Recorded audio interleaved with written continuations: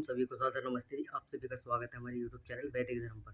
और हम पढ़ रहे हैं शुद्ध वाल्मीकि रामायण, जिसके अंदर आरण्यक कांड चल रहा है। और आरण्यक कांड के अंदर आज 12वां सर्ग हम पढ़ेंगे, जिसमें शूर्पणखा का आगमन होता है श्री राम की कुटिया में। तो वहाँ पर इस पूरे के पूरे प्रकरण को हम समझने का प्रयास करेंगे। और एक किड़वंती और जुड़ी हुई है कि लोगों में एक प्रचलित बात यह है कि कुछ लोग ये मानते हैं कि शूर्पणखा के नाक कान नहीं काटे गए थे। कुछ लोग ये कहते हैं कि शूर्पणखा के नाक कान काटे गए थे।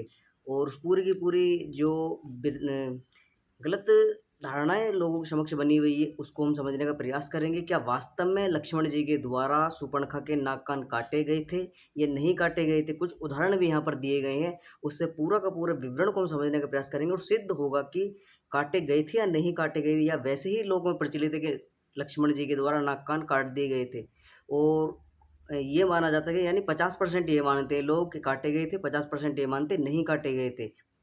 उस पूरे के पूरे प्रकरण को ध्यानपूर्वक हम पढ़ेंगे। तो कल की कक्षा में हमने पढ़ा था हेमंत ऋतु का वर्णन, जिसमें लक्ष्मण जी के द्वारा उस ऋतु का वर्णन किया जाता है जिसमें सर्दी का समय होता है और जो फल, अन्न, कंदमूल आदि हैं, फसलें तैयार हो जाती हैं और उनके द्वारा यज्ञ किया जाता है, अनुष्ठान किया जाता है, नवषष्ठी यज्ञ जो है किया जाता है, पर्व मनाया जाता है।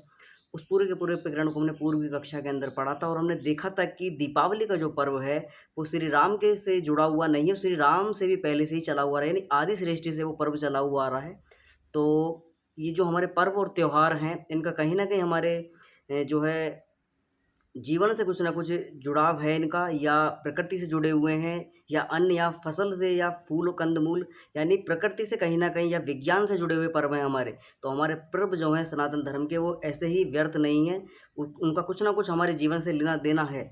तो उस पूरे के पूरे प्रकरण को हमने ध्यानपूर्वक कल की कक्षा के अंदर पढ़ा था। आज की कक्षा के अंदर हम शूर्पणखा का आगमन पढ़ेंगे। तो जितने भी लोग चैनल से जुड़े हुए हैं, चैनल को सब्सक्राइब अवश्य कर लें, वीडियो को लाइक कर दें। कोई शंका है कमेंट बॉक्स में आप लिख सकते हैं। इस पूरे के पूरे प्रकरण को ध्यानपूर्वक पढ़िएगा, समझ में आएगा आपको। तो अपनी कक्षा को प्रारंभ करते हैं। कृताभियसको रामस्तु सीताय सौमित्रवे चाह तस्मादगो गोदावरी तातो जगमो सवास्म में। स्नान करके पश्चात राम, लक्ष्मण और सीता उस गोदावरी नदी के तट से अपने आश्रम में लौट आए। आश्रम तमु समागम्य कृत्वा प्रोवाहितमः लक्ष्मणेशा भ्रातरा चक्र विविधा कथा। आश्रम में आकर और संध्या तथा अग्निहोत्र दैनिक कृत्यों को कर श्री राम लक्ष्मण जी के साथ नाना प्रकार की कथा कहने लगे। तथा सनस्य रामस्य कथा संसचेतसः ता देशा राक्षसी काचिदग जगमा यदा छाया। जिस समय राम पर्णशाला में बैठे हुए लक्ष्मण जी से बातचीत कर रहे थे, उस समय एक राक्षसी स्त्री, सुलभ शालीनता से हीन एक स्त्री आकाश मत वहाँ आ पहुँची। तो जब वो अपने प्रसंग उनका हो रहा था, कुछ कथा आदि की बातें चल रही थी, कुछ अपना वार्तालाप हो रहा था दोनों भाइयों के बीच में, इसी बीच एक स्त्री जो है वहाँ पर, जो राक्षसी स्त्री है, सुलभ शालीनता से हीन एक स्त्री आकाश मत वहाँ आ पहुँची। सा तो शूर्पणखा नाम 10 ग्रह से राक्षसा भागनी राम मासधे राक्षसी काम मोहिता। उसका नाम शूर्पणखा था और वह रावण की बहन थी। राम के पास पहुँच और उनके रूप लवण्य को देखकर वह राक्षसी काम से मोहित होकर उन पर आसक्त हो गई। तो इस प्रकार से वो पहुँचती है और श्री राम से जो है वो आसक्त हो जाती है। सुमुखे दुर्खमा के राम व्रत मध्य महोदरी विशाल अक्षय विरूपाक्षी सुमख सुकेशा ताम मृदुजा प्रति रूप विरूपा सा सुवर भे भेरस्वरा तरुण दरुणा दक्ष वृद्धा दक्षिणा वाम वैष्णी न्यायव्रतता सुदुव्रतता प्रियम प्रदर्शना शरीर जस सविष्टता राक्षसी वाक्यमृति थे। अब यहाँ पर कुछ गुणों की जो है बताया गया है कि श्री राम के अंदर क्या क्या गुण हैं, कैसा उनके शरीर की बनावट है, और कंपेरिजन यहाँ पर किया गया है। यानी जो शूर्पणखा है वो कैसी है, कैसी दिखाई देती है, कैसा उसका शरीर है उसका यहाँ पर, और श्री राम का जो शरीर है वो श्री राम के गुण कैसे है, श्री राम का शरीर कैसा है, उनका जीवन कैसा है। और यहाँ पर शूर्पणखा के विषय में बताया जाता है कि वो शूर्पणखा जो उन पर मोहित होकर उनके पास में आगमन करती है। और उस पूरे के पूरे प्रकरण को आगे हम समझेंगे। तो यहाँ पर कुछ गुणों के विषय में बताया गया है कि उस गुणों को देख लेते हैं। श्री राम सुंदर मुख वाले थे, तो वह राक्षसी दुरीमुखी थी। राम का पेट सुडूल था और वह बड़ी तोंद वाली। तो शूर्पणखा कैसी थी, यानी तोंद निकली हुई थी, मोटे पेट वाली थी। राम का पेट सुडूल था और वह बड़े तोंद वाली थी। राम के नेत्र विशाल थे और उसकी आंखें भद्दी थीं। राम के केस काले, चिकने और सुंदर थे। उस राक्षसी के बाल ताम्रवर्ण और भद्दे थे। राम देखने में सुंदर और प्रिय थे, तो वह राक्षसी महाकृपा थी। राम का स्वर कोमल और मधुर था, तो उस राक्षसी का स्वर महाकर्कश था। श्री राम युवक थे, तो वह महावृद्धा थी। राम मधुरभाषी थे और वह कटुभाषणी थी। श्री राम सदाचारी थे और वह अत्यधिक दुराचारणी थी। राम प्रियदर्शी थे, तो वह अप्रदर्शनी थी। ऐसे ही वह राक्षसी काम से आतुर होकर श्री राम से बोली, जटी तापस सुप्रेणा साभार्या सच सराचा प्रदते आगस्त समी में देश कथा राक्षस वेतम। जटाधारी तपस्वियों के भेष में धनुष बाण धारण किए हुए स्त्री सहित तुम राक्षसों से सेवित इस प्रदेश में क्यों आए हो?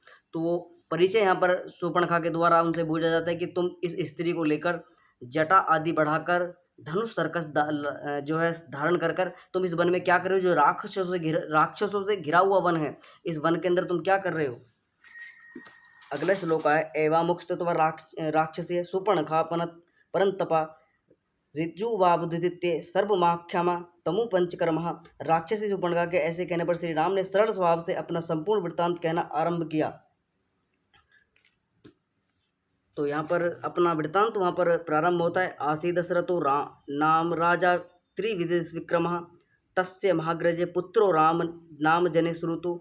देवतुल्य पराक्रमी महाराज दशरथ नाम के एक राजा थे, मैं उन्हीं का पुत्र हूँ और संसार में राम के नाम से प्रसिद्ध हूँ। तो अपना परिचय यहाँ पर जो है शूर्पणखा को दिया जाता है कि वो बताते हैं कि एक दशरथ नाम के राजा थे, उनका मैं ज्येष्ठ पुत्र हूँ और राम नाम से व्याख्यात प्रसिद्ध हूँ। भ्राताय वे लक्ष्मणो राम यविना मामन उव्रतते या भार्याय चा वेदी मम सीते विश्रुततः। मेरा आज्ञाकारी यह मेरा, तो यहाँ पर बताते हैं कि ये जो मेरा आज्ञाकारी ये मेरा छोटा भाई लक्ष्मण है और ये विदय की पुत्री मेरी धर्मपत्नी है, ये सीता के नाम से विख्यात है।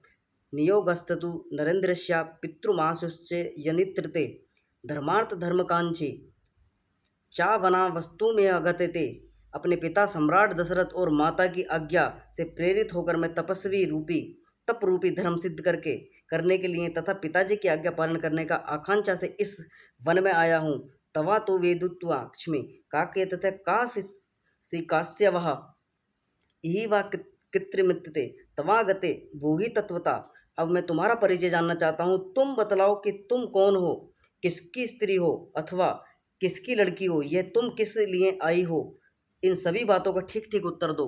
तो राम जी के द्वारा परिचय लिया जाता है, पूछा जाता है कि तुम किसकी पुत्री हो, किसकी बहन हो, कौन तुम्हारा पिता है, अपने कुल खानदान का पूरा परिचय जो है यहाँ पर दीजिए। सा विवृतते श्रुत्वा राक्षसी मदनादृतिते श्रुता राम वक्ष्यमि तत्वार्थते वचन मम। श्री राम के वचन सुन वह काम पीड़ित राक्षसी बोली, हे राम सुनो, मैं अपना ठीक ठीक परिचय आपको देती हूँ। अहा शूर्पणखा नाम राक्षसी काम रूपणी अरण्य विचरा मेदि में का सर्व भयंकरा। मेरा नाम शूर्पणखा है, मैं इच्छानुसार रूप धारण करने वाली राक्षसी हूँ। सबको सत्रस्त करते हुए मैं इस वन में घूमा करती हूँ। रावणों नाम से प्रभाता बाल्यान राक्षसेश्वरा वीरो विसर्वासते पुत्रो यदि ते सोत्र मागते।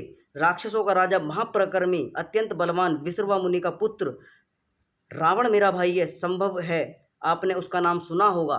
तो बताते हैं कि मैं विसर्वा का जो पुत्र रावण है उस की बहन हूँ शूर्पणखा, और आपने उसके विषय में सुना होगा और रावण नाम से जो है विख्यात है। प्रवादिश्य निश्चित सदा कुंभकर्णो महाबले विभीषणस्तु धर्मात्मा न तू राक्षस चेष्टित। मेरा एक भाई का नाम कुंभकर्ण और जो बहुत सोता है, परंतु वह बड़ा बलवान मेरे एक भाई का नाम विभीषण है, वह बड़ा धर्मात्मा है, उसका आचरण राक्षसों जैसा नहीं है। तो अपने भाइयों का परिचय भी दिया जाता है कि मेरा भाई कुंभकर्ण है जो बहुत सोता है, एक मेरा भाई जो है विभीषण है जो धार्मिक प्रवृत्ति का है, धर्म को धारण किए हुए रहता है सदा, और राक्षस प्रवृत्ति से दूर रहता है। प्रख्यात वीर्योच्चाचरणे भ्रातरो खर्द दूषणो तना सामकृत्यंतता राम तवा पूर्व दर्शनता सुमय पूततास्म्य भावने भरता पुरुषोत्तम चिराय भवव्राताय माँ सीताय के कश्य में। संग्राम में प्रसिद्ध पराक्रम वाले खर और दूषण नाम के मेरे दो भाई और हैं। हे राम, तुम्हारे प्रथम दर्शन से ही तुम पर आसक्त हो उन सभी की कुछ परवाह ना कर तुम्हें, तुम जैसे उत्तम पुरुष को अपना पति बनाने के लिए मैं यहाँ आई हूँ, अतः आप चिरकाल के लिए मेरे पति बनो। तुम सीता को लेकर क्या करोगे? तो वो कहती है कि भाई कुछ लोगों को यही पता है कि भाई विभीषण, कुंभकर्ण और रावण ये तीन ही भाई हैं, लेकिन वास्तव में जो थे वो पांच भाई थे। खर और दूषण जो थे वो भी रावण के भाई थे। तो यहाँ पर सीता शूर्पणखा के द्वारा परिचय दिया जाता है। और एक चीज़ एक किंवदंती और चलती है, जब हम युद्धकांड पढ़ेंगे उसमें देखेंगे कि जो कुंभकर्ण को लेके कि कुंभकर्ण जो है वो सोता ही रहता था, हर समय सोता ही रहता था। उस पूरे के पूरे प्रकरण को समझने का प्रयास करेंगे जब युद्धकांड पढ़ेंगे। वास्तव में क्या कुंभकर्ण सोता ही रहता था? क्या ऐसा कोई व्यक्ति है जो 6 महीने तक सोता ही रहे, ये जगे ही ना, कुछ खाए पिए ही ना? तो उस पूरे के पूरे प्रकरण को हम समझने का प्रयास जो है युद्धकांड के अंदर करेंगे। तो बहुत सारे ऐसे आक्षेप है जो गलत काल्पनिक घटनाएं जो हैं चमत्कार के हिसाब से या विज्ञान के विरुद्ध जोड़कर जो है प्रचारित कर रखे हैं कि कुंभकर्ण सोता ही रहता था। और बहुत सारी बातें इसमें देखने को मिलेंगी। जब हम रामायण पूरा का पूरा पढ़ेंगे उसमें आगे भी बहुत सारी घटनाएं ऐसी मिलेंगी जो कहीं ना कहीं जिसका किसी चीज़ से लेना देना नहीं है, बिना वजह की जो है उनसे जोड़ कर रखी हुई हैं। तो वो सीता कुंभकर्ण का पूरा प्रकरण वहाँ पढ़ेंगे हम। तो यहाँ पर जो है वो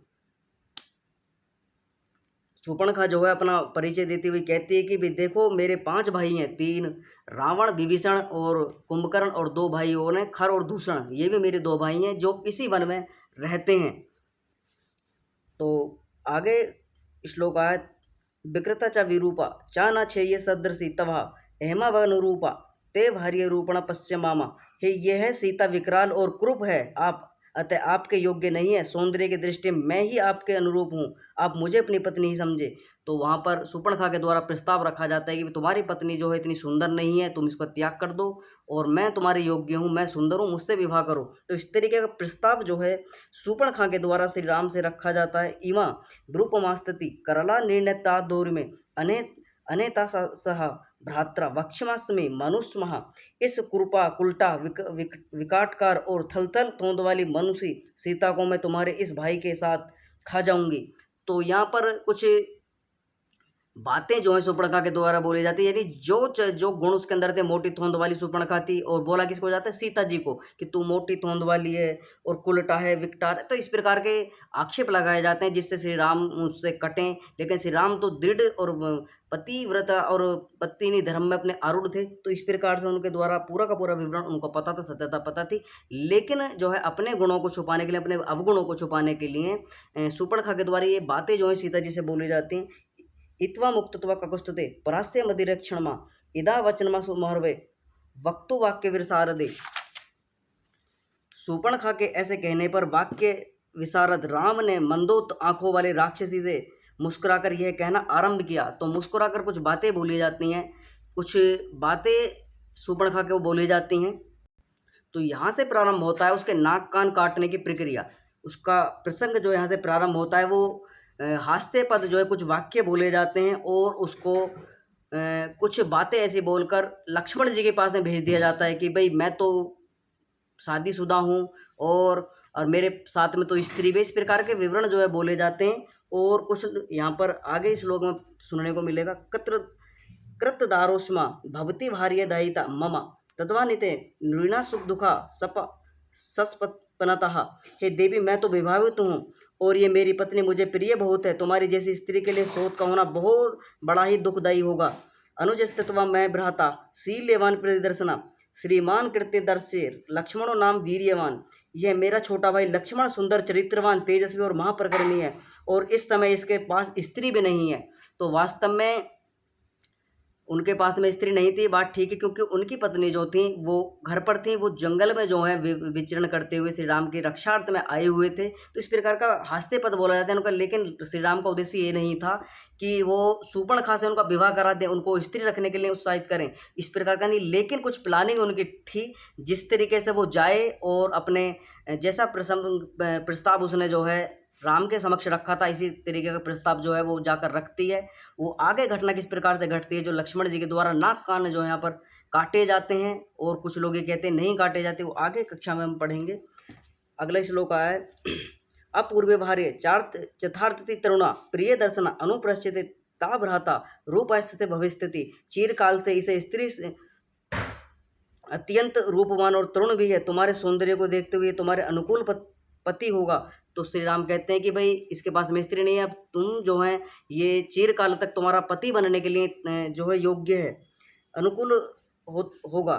ऐना भज विशालक्षी भ्रतार भरत ममा अपस्तना 12 में मृक्र प्रभाए यथा।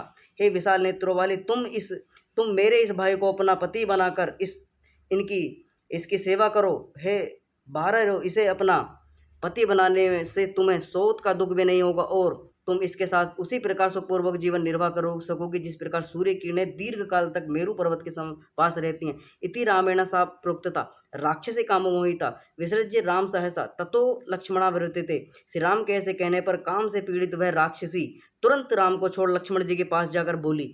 तो राम तो अपने उससे टाल देते हैं, उसको अपना पूरा का पूरा विवरण बताते हैं कि भाई मैं शादीशुदा हूँ, मैं तुझसे विवाह नहीं कर सकता, लेकिन लक्ष्मण जो है इसके पास में स्त्री ने ये शायद तुझसे विवाह कर ले, तो तू जाकर एक बार लक्ष्मण जी से प्रेरणा कर और प्रार्थना कर कि वो तो तेरे इच्छाओं को जो है पूर्ण करें। अस्य रूप से युक्तवा भार्या वर्णग्नि मया सा सुखा सर्वना दंडकना विचारस्मि। हे लक्ष्मण, सर्व सुंदरी होने के कारण आपके सुंदर रूप के योग्य मैं आपकी धर्म पत्नी बन सकती हूँ। मुझे अपनी पत्नी बनाकर तुम सुखपूर्वक इस संपूर्ण दंडक वन में विचरण कर सकोगे। एवं मुक्ततु सौमित्री राक्षसे वाक्यो विधि तथा सुपर्णखा स्थित्वा लक्ष्मणों युक्त मावृत्ति। सुपर्णखा की यह बात सुनकर बोलने वालों में चतुर लक्ष्मण जी ने मुस्कुराकर उस युक्ति युक्त वचन कहे। तो युक्ति युक्त वचन कहे जाते हैं। यहाँ पर लेस मात्र भी श्री राम का उद्देश्य ये नहीं था कि वो लक्ष्मण का विवाह सुपर्णखा से करा दें, ना लक्ष्मण का उद्देश्य था कि वह जो है सुपर्णखा आदि से विवाह करें, क्योंकि दोनों विवाहित थे और दोनों की स्त्रियां जो हैं थीं, लेकिन वन में जो जब विचरण कर रहे थे तो लक्ष्मण जो अपनी पत्नी को घर छोड़कर यानी अयोध्या नगरी छोड़कर आए हुए थे। तो यहाँ पर कुछ वाक्य उनके द्वारा बोले हैं। कतस्त दासी मैं दासी भार्या भवतुष्मा सो साहारण्य परवान भरत्रा कमल नाविण्य। हे कमल कांति वाली मुझ दास की स्त्री बनकर तुम दासी क्यों बनना चाहती हो, क्योंकि मैं तो अपने बड़े भाई का सेवक हूँ। स्मृदास्ति सिद्धार्थता मुक्तित्वा मलिवर्णिनी आर्य सा तवा विशालक्षी भार्या भाव यशस्वी। हे विशाल नेत्र, यदि तुम सर्व ऐश्वर्य संपन्न मेरे बड़े भाई की छोटी या दूसरी पत्नी बनोगी तो तुम्हारी मन कामनाएं पूर्ण होंगी। तो लक्ष्मण जी यहाँ पर टाल देते हैं। ऐना विरूपमस्तति कराला निर्णयोद्रमः भार्या व्रत प्रत्यज्या तवा में स्व भयस्थिति। जब तुम इनसे विवाह कर लोगे तब ये इस कुरूपा कुल्टा कराली बड़ी पेट वाली और वृद्धा स्त्री को त्याग कर तेरी ही अनुरागी हो जाएंगे। तो यहाँ पर भी टाला जाता है, कुछ युक्ति युक्त वचन बोले जाते, भ्रमित किया जाता है सुपर्णखा को दोनों भाइयों के द्वारा। टाला जाता है कि वो लक्ष्मण के दोहरे भेजते हैं, लक्ष्मण जी राम के दोहरे उकसाते हैं कि तू जा, तो उसको भ्रमित यहाँ पर किया जाता है सुपर्णखा को। तो अगला श्लोक है इति लक्ष्मणता कराला निर्दान तो तुरीयते तदाश्चिते परिहासना वीक्षणा। जब लक्ष्मण जी ने ऐसा कहा तब उस तोंद और भयंकर राक्षस ने लक्ष्मण जी के उस उपहास के मर्म को ना समझकर उनकी बातों को सत्य ही मान लिया। सा रामा पर्णशाला युक्त में वृष्टिते परंताप सीताए सह दुर्स्वाम वृत्ति तम माहुतता। काम अक्षत वह सुपर्णखा पर्णशाला में सीता के साथ बैठे हुए शत्रु को मान मर्दन करने वाले दुर्दर्श श्री राम के पास जाकर बोली। अगले श्लोक है ऐना विरूपमास्थिति कराला निर्णय तोद्रमा वृद्धा भार्य वष्टभ्या माँ तवा भयुम नश्य। हे राम, इस कुरूपा कुल्टा भयंकर बड़े पेट वाली वृद्धा स्त्री सीता के कारण तुम मेरी जैसी सुंदरी का तनिक भी सम्मान नहीं करते हो। अधेमा भक्ष्यमा स्मे पाश्चात्यत्वा मनुष्य स्मा तब्य साचारिस्मा निसपंतता यथा सुखमा। अच्छा देखो, मैं अभी तुम्हारे सामने इस मनुष्य को खा डालती हूँ और फिर सोत रहित होकर तुम मेरे साथ अनंत पूर्वक इस वन में विहार करूंगी। तो यहाँ पर सीता जी को कहा जाता है कि मैं सीता को अभी खत्म कर देती हूँ और तुम्हारा रास्ता साफ हो जाएगा, तुम मुझसे विवाह करना और हम दोनों जो हैं इस वन में विचरण करेंगे और किसी प्रकार की रोक टोक नहीं। पूरा का पूरा वन में जो है हमारा ही राज चलता है, हम ही राक्षस लोग यहाँ पर रहते हैं, तो किसी प्रकार का कोई आडंबर यानी कोई भी किसी प्रकार की रोक टोक नहीं होगी यहाँ पर। अगले श्लोक इक्तुत्वा मृगशावा भाक्षिले माता सदृक्षणा अव्यक्तत्वाक्षा क्रुंददा महालोका रोहिणी मिवा। यह कहकर दहकते हुए अंगारे के समान नेत्रों वाली सुपर्णखा महाक्रुद्ध होकर हिरणी के बच्चे जैसे नेत्रों के वाली सीता पर उसी प्रकार झपटी जिस प्रकार उल्का रोहिणी नक्षत्र पर झपटता है। तथा मृत्युपास प्रतिमा महामनतिथि महाबला निर्गा रामक उपस्थितो लक्ष्मणावृत्ति। मृत्युपास के समान सीता पर झपटती हुई उस राक्षस को क्रोध में भरकर हुंकार से रोकते हुए श्री राम लक्ष्मण जी से बोले, क्रूर नार्य सौमित्रा परिहास कथाचना ना कार्य पश्य वेद ही कथा चेस्त सौम्य जीवत्तमा। हे लक्ष्मण, ऐसे असभ्य क्रूर और अनार्य लोगों के साथ परिहास कभी नहीं करना चाहिए। हे सौम्य, सुपर्णखा की इस क्रूरता को देख देख सीता के जीवन की रक्षा का उपाय सोचो।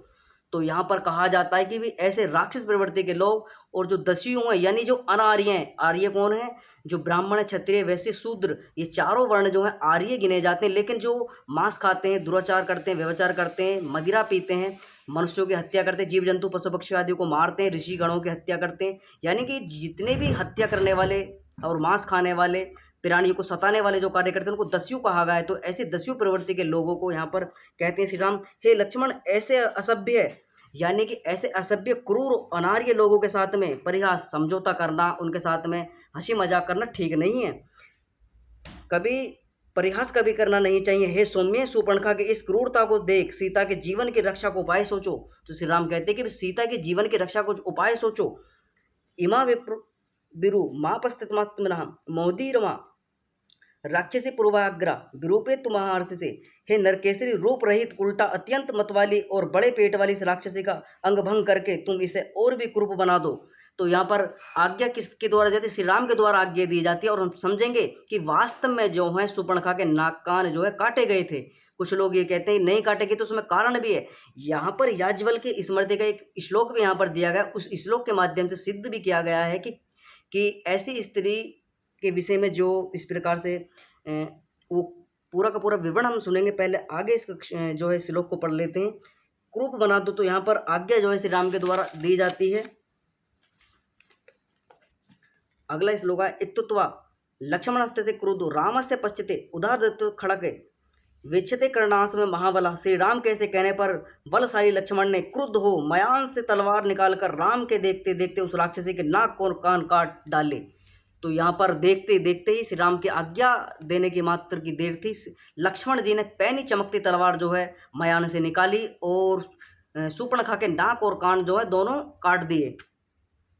निकृतरण कर्णमसा तू विश्वरा सा विनखा चा यथवता प्रदुवार गोरा सुपर्णखा व नमः। नाक कान काटे जाने पर भयंकर चीत्कार करती हुई वह राक्षसी जिधर से आई थी उसी ओर वन में भाग गई। ततस्तु सा राक्षस संगवृत्ते खर जनास्तगते विरूपिता उपेत्य भ्राता मृगवर्दर्शने पापत भूमो गगन धाते सनहि। भागती हुई वह वीरूपिता राक्षसी अपने सहायक राक्षसों से संरक्षित जनस्थान में अपने तेजस्वी भाई खर के समीप जाकर आकाश में गिरने वाली विद्युत की भांति भूमि पर धड़ाम से गिर पड़ी। तो वहां से भागती है, नाक कान जब उसके काट दिए जाते हैं लक्ष्मण जी के द्वारा, तो भगी भगी जाती है और भगी भगी अपने भाई के पास में पहुंचती है, खर के पास में, और खर के सभा में जाकर जो है मूर्छित अवस्था में जो है उस अपने भाई के सामने गिर जाती है।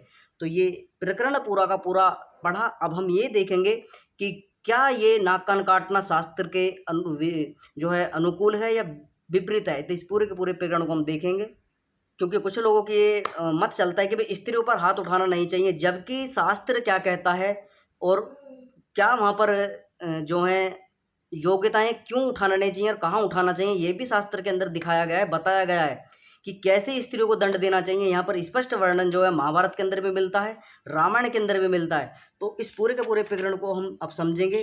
पहले हम देखेंगे सुपर्णखा ही उसको क्यों कहा जाता था, क्यों सुपर्णखा कहा गया, उसका नाम सुपर्णखा ही क्यों था। तो यहाँ पर जो है कुछ टिप्पणियाँ यहाँ पर की गई, टिप्पणियों को हम पढ़ लेते हैं। सुपर्णखा का अर्थ है सूप, सुर्प, छाज और नख, नाखून। नाखून छाज जैसे लंबे नाखूनों वाली, जैसे आजकल लंबे लंबे नाखून बढ़ाते हैं ऐसे ही उसने भी नाखून बढ़ाए हुए थे।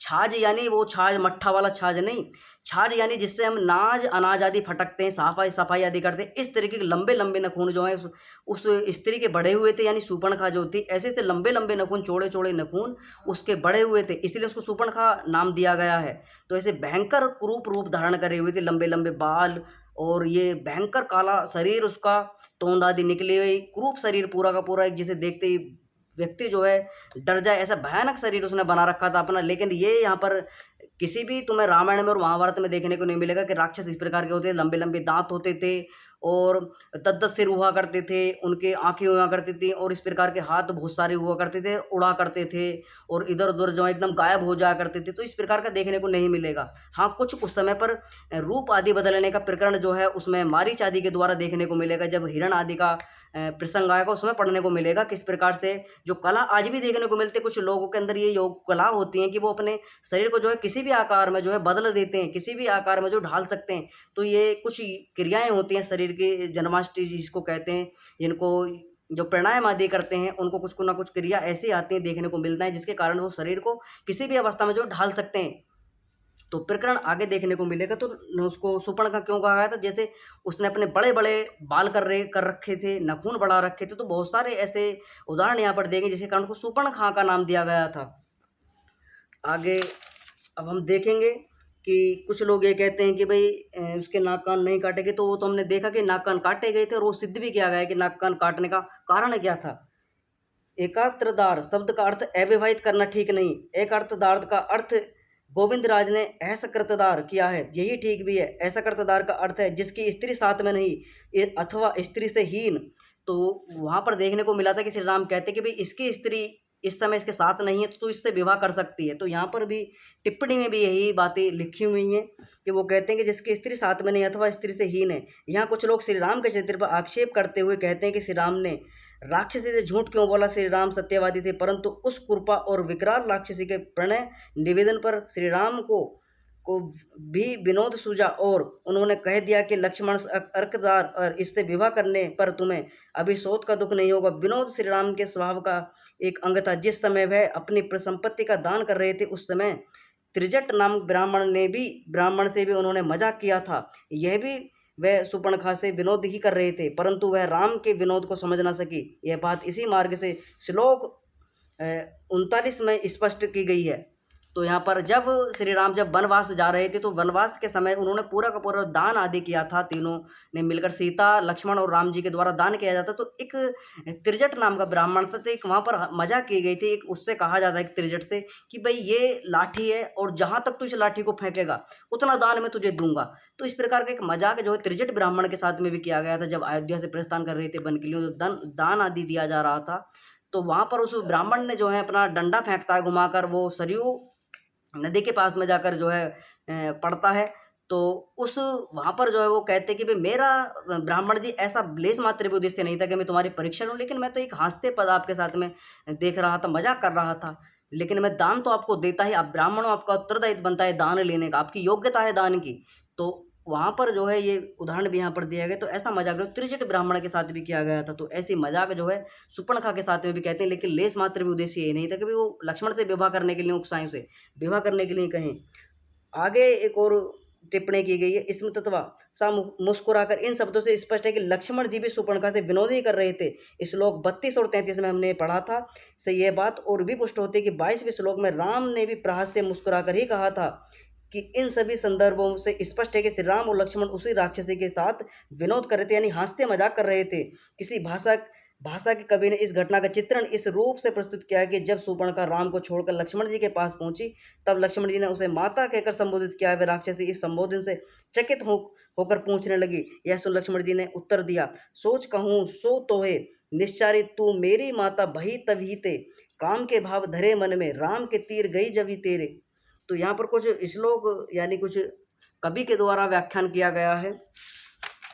तो अब हम आगे की टिप्पणी, कुछ और भी टिप्पणी की है, उन टिप्पणियों को और पढ़ लेते हैं जिसमें और पुष्टि हो जाएगी कि वास्तव में नाक कान काटे गए थे और शास्त्र इसकी आज्ञा देता है क्यों काटने चाहिए, क्योंकि वो राक्षस प्रवृत्ति की थी। और उनकी जब तुम पर कोई प्रहार करेगा, कोई राक्षस प्रवृत्ति का है, आर्य नहीं है, अनार्य का मतलब ही यही है कि वो क्रूर होता है। क्रूर होने के कारण जो है तुम पर कभी भी आक्रमण कर सकता है, तुम्हारी कभी भी हत्या कर सकता है, कभी भी तुम्हारे प्राणों को हर सकता है, कहीं ना कहीं से तुम्हारी हानि कर सकता है। तो ऐसी क्रूर प्रवृत्ति की जो वो महिला शूर्पणखा थी, उस पर जो है उसको प्रहार किया जाता है। वो झपटती है, सीता पर आक्रमण करती है कि सीता को मारने के लिए दौड़ती है। तब उनमें उपाय के लिए, उसको मारने का उद्देश्य नहीं था श्री राम का, लेकिन वो झपटती है, उसको मना किया जाता है, समझती नहीं है, प्रहार करती है उन पर, कहती है कि मैं लक्ष्मण को भी मार दूंगी और जो है अपने रास्ते से सीता को भी हटा दूंगी। तो इस प्रकार से जो है उसको बचाव के लिए उसका वध वहाँ पर किया, जो उसके हाथ यानी अपंगता कर दी जाती है उसके शरीर के साथ में। तो आगे कुछ टिप्पणियां उस टिप्पणी को पढ़ लेते। कुछ लोगों का विचार है कि शूर्पणखा ने श्री राम के समक्ष पीड़ने निवेदन किया था, श्री राम ने उसे ठुकरा दिया, बस यही शूर्पणखा के नाक काटना था। तो कुछ लोग ये कहते हैं कि उसने विवाह आदि का प्रस्ताव रखा था, तो श्री राम ने जो है मना कर दिया था, तो इसी से जो है नाक कान काटना सिद्ध करते हैं कुछ लोग। लेकिन आगे कुछ टिप्पणियां और की गई, उन्हें समझेंगे। जैसे आज भी कहा जाता है कि अरे उसने तो नाक ही कटवा दी। रामायण के उपरोक्त श्लोक से इस कपोल कल्पना का खंडन हो जाता है। यहाँ तो लक्ष्मण जी ने तलवार से नाक और कान दोनों काटे। कान काटने का मुहावरा चतुर्थ प्रदिष्ट करने के अथर्थ में प्रयुक्त होता है। जैसे यह तो बड़े बड़ों के कान काटता है, क्या राम ने शूर्पणखा के नाक कान काट कर कोई अनुचित कार्य किया था? इस प्रश्न के उत्तर में हम कह सकते हैं कि श्री राम ने उस राक्षसी को जो दंड दिया था वह उचित व शास्त्र सम्मत ही था। महर्षि याज्ञवल्क्य कहते हैं, तो यहाँ पर याज्ञवल्क्य की स्मृति का एक श्लोक यहाँ पर दिया गया है, उस श्लोक को पढ़कर सुना देता हूँ, जहाँ पर उसके पूरा का पूरा शास्त्र भी समर्थन करते हैं कि ऐसे स्त्री के नाक कान हाथ पैर जो है काट देने चाहिए। तो यहाँ पर श्लोक है, सब जातुमा मुक्त तुमा दंड अनुकल लोम्य तुम माध्यमा। यदि स्त्री आगे भी श्लोक, प्रतिलोम्य बधा पुंसो स्त्रीणा नासिद अकृत नमः। ये याज्ञवल्क्य की स्मृति के 189वां श्लोक है, उसमें जाकर आप पढ़ सकते हैं।